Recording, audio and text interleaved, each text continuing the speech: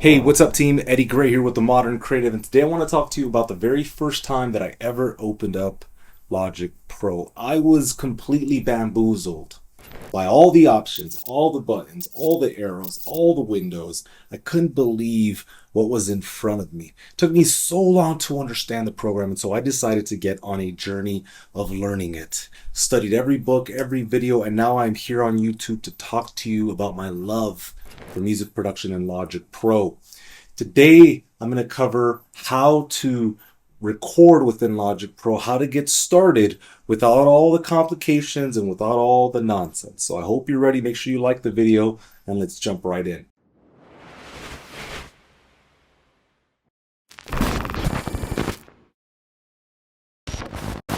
Of course, the very first time you open up Logic Pro, you're met with what's called the New Tracks dialog window. And we have four different track types: audio, session player, pattern, and MIDI. You could think of it like blue, yellow, purple, and green. That's probably the easiest way of thinking about it. So right now, for the sake of simplicity, I'm going to choose green. That's called a software instrument track type. This primarily means that I have to play something in. The foundation of music are chords. But before we get to that, I want to talk about the overall infrastructure of Logic Pro. In other words, I want to teach you how to see it. If we gaze our eyes towards the middle of the screen, this is called the tracks area, by far the most important part of Logic Pro. You'll be spending the majority of your time within this framework. You cannot theoretically close this window. It's kind of always up. The tracks area is where all of those track types are going to go. You're going to populate this area with software instrument track types, with audio tracks, with session players, and with the pattern regions as well. Something else that you really thoroughly have to understand are how to look at the data that you're inserting. So for example, let's say I play something in or I drag in a loop. For now, I'll go ahead and drag in a green MIDI loop. Now, when I drag it in, it's important that I'm able to edit it in such a way that makes it easy to move within Logic Pro. And there are two dominant ways of doing this. If I hit I, that opens up the inspector. The inspector has various inspectors within it. The region inspector, which we will be looking at great lengths within my courses and my videos. The track inspector as well, very useful for various technical reasons. And then we have the channel strip inspectors, the left and the right. That is critical. The other thing that you need to know are the editors, and that key command is E.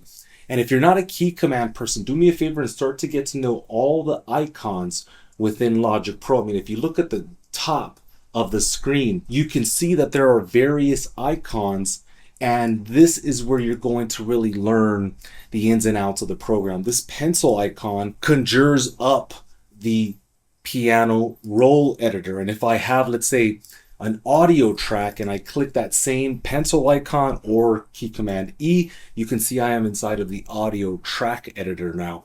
So two things that you need to know: the inspector, key command I, lots of stuff there, and then E, or the icon at the top of the screen, and that's going to allow you to edit the data that you are inserting within the tracks area.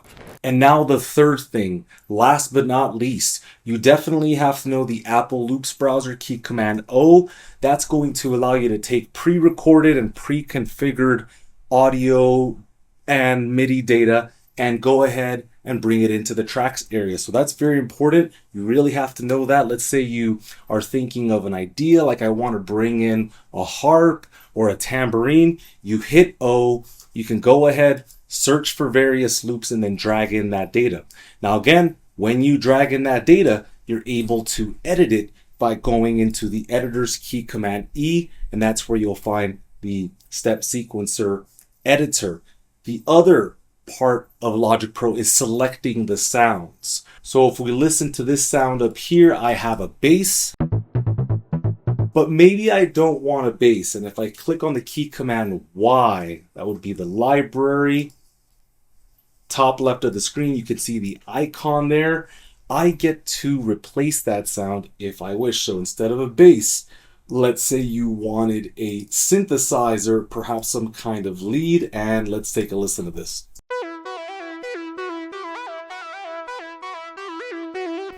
So these are very important areas to know if you're going to move swiftly within Logic Pro. We've got the tracks area, we've got the inspectors, we have the editors, and then lastly, we have the Apple Loops browser on the right, key command O, and then the library key command Y on the left-hand side.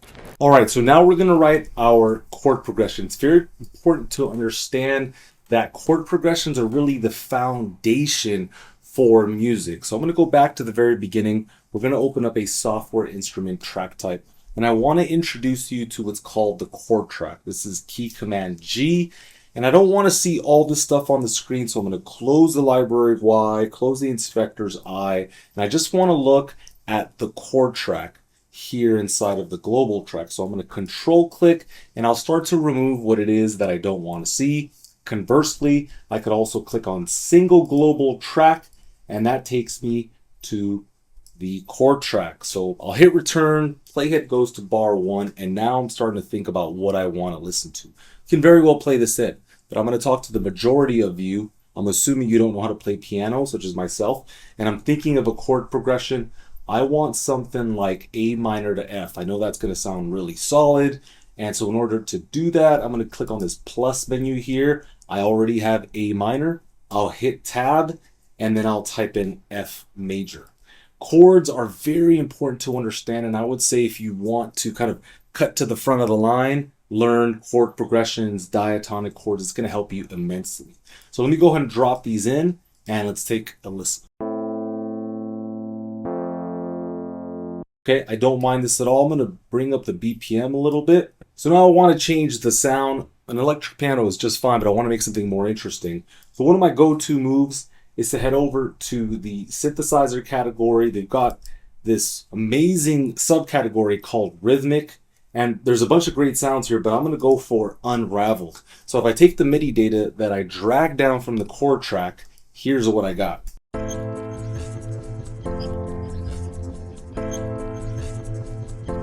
Okay, so that sounds pretty good. I'm going to go ahead and bring up the BPM just a little bit more. And now we have the foundation that we can stand on, emotionally speaking. And so I'm really liking the creative direction. So do me a favor, never just settle for the first thing that you find. I want you to play with the chords themselves. So we're going to use that key command that I mentioned earlier, the editor, key command E. And we're going to open up the piano roll. You can also open it up with P as well. And so we're going to look at the chord itself. And if you ever want to look at the note labels, just go to View, Note Labels, and that kind of helps you understand how chords are built.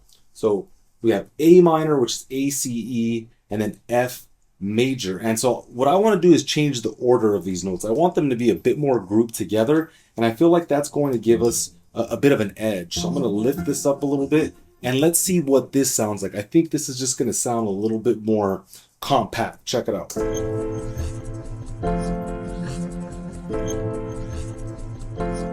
Yeah, I really like that because I hear that bass note in the beginning, and then I hear kind of this harmonic density. And so, again, we're moving forward. I'm feeling that good energy. Let's move on to the next thing. All right, so now we're going to start adding the drums, and so for that I'm going to go back into the new tracks dialog window. Let's go to tracks at the very top, new tracks. This time we're going to select a drummer. They've got different styles, and we're going to use electro trap. You can open the editor by opening up this details tab, and so this is automatically going to open up the editor that we've been talking about. So let's do that now. All right, let's take a listen to this beat. Okay, sounds interesting, but I just need a little bit more. So let me bring down the fill complexity, and then maybe I'll just play with another pattern here. Let's take a listen.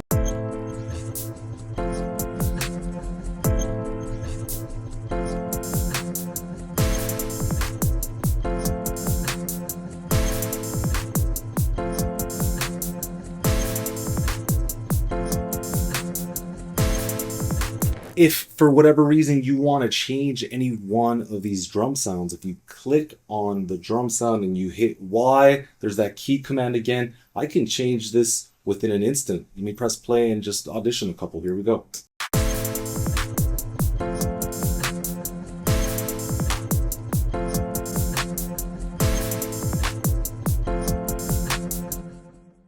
All right, so let's go ahead and close that up. And you could see how easy this is with the session players. Let's go ahead and summon another session player. Key command is Option Command N, and that gives me the bass player. We've got these new bass player styles. If you haven't checked them out, they truly sound remarkable. And I'm going to go to Pump Bass, and let's go ahead and create something here.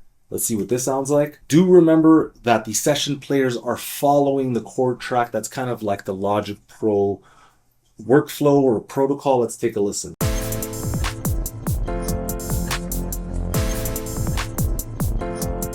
So I'm not really feeling the register. I think it's too low. And so I'm going to go ahead and hit E. That's right. And then we're going to move the note range up a little bit. Let's see if we have a better sense of this progression.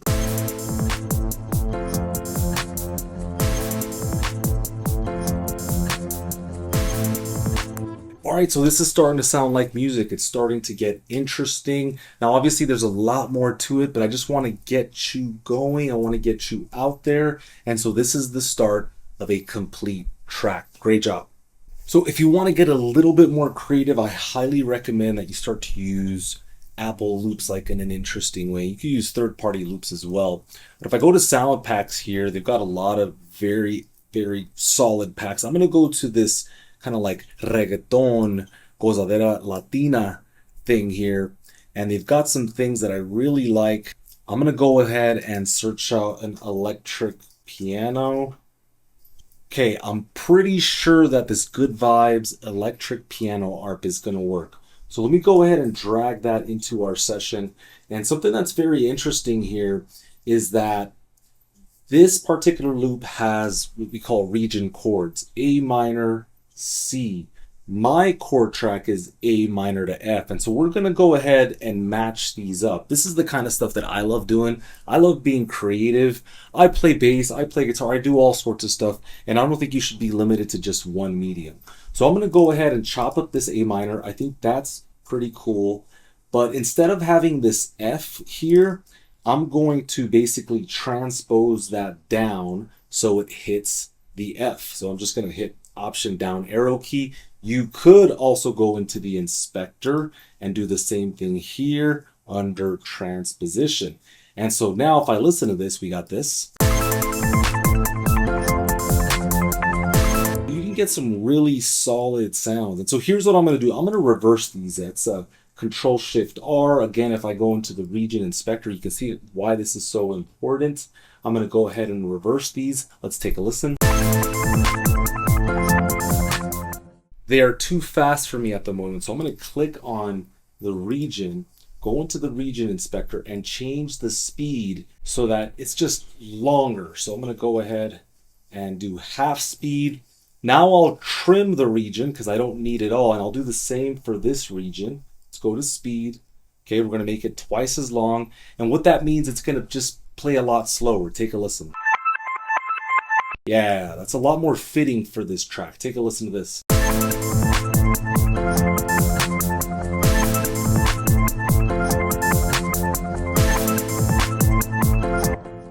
And just to round everything out, I'm going to go ahead and select a piano, key command Y. Let's go here, select any old piano. Let's go ahead and play this in.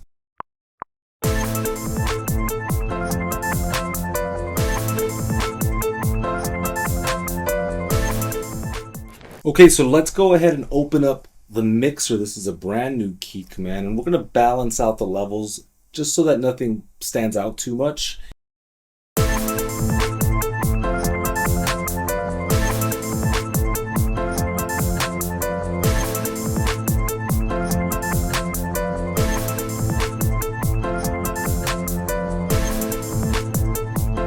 So this is a great way to be objective about the mix, so you're not looking at the screen and being influenced by all of that material. The mixer is going to keep you honest. We're going to go ahead and pan a couple things left and right. For example, I'm going to pan this arpeggio to the left, this piano over to the right. If I click on this little arrow here, I can see all of the drums, and I'll just make minute changes here as well.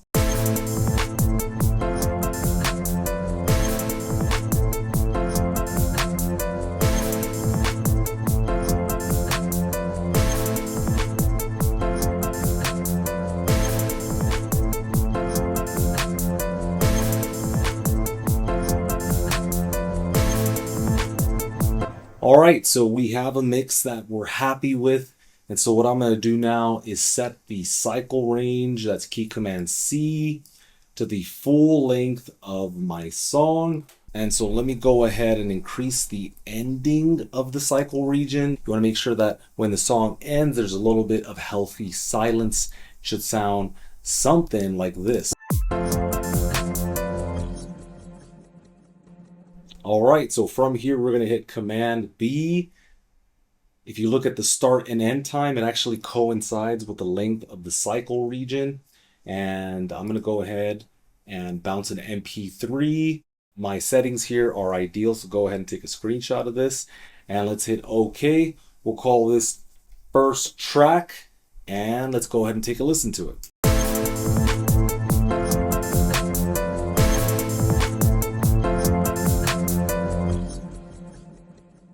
My guy, great job. So let's talk about what we've covered here. We've talked about Logic Pro as a whole. We've talked about the entire infrastructure. We've talked about how to look at the program, which is vital. We talked about the tracks area, the inspectors, the editors. That is of primary importance. We talked about the library. We talked about the Apple Loops library.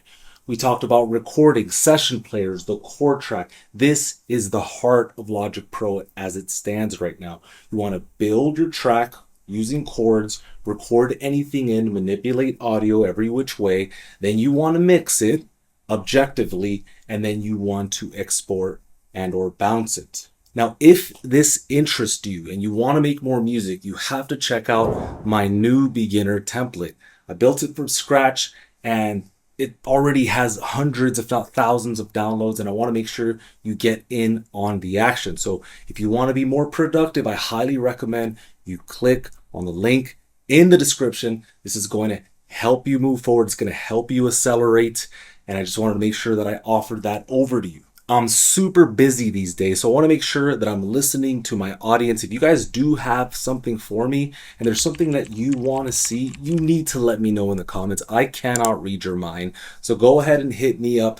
I know there's a lot of people that love what I do, and I got some of you weirdos that are just wasting your time typing in that negativity. But for those of you that care and that want to, be uplifted, that want to grow just like me, I want to learn from you too. Go ahead and hit me up in the comments. And just recently, I released a Logic 12 video. If you want to know the difference between Logic Pro 12 and 11, go ahead and click on that. I encourage you guys to make some music today. Listen, I love being with you here. I'm super grateful that you're increasing my watch time. But the truth is, if you really want to learn this, you're going to have to open up that laptop and you're going to have to start getting to work one day and one brick at a time. So I'm going to go ahead and sign out. Go ahead and turn off your phones, turn off your laptops, get to work. And I thank you sincerely from the bottom of my heart for supporting my work. And we're going to keep getting after it.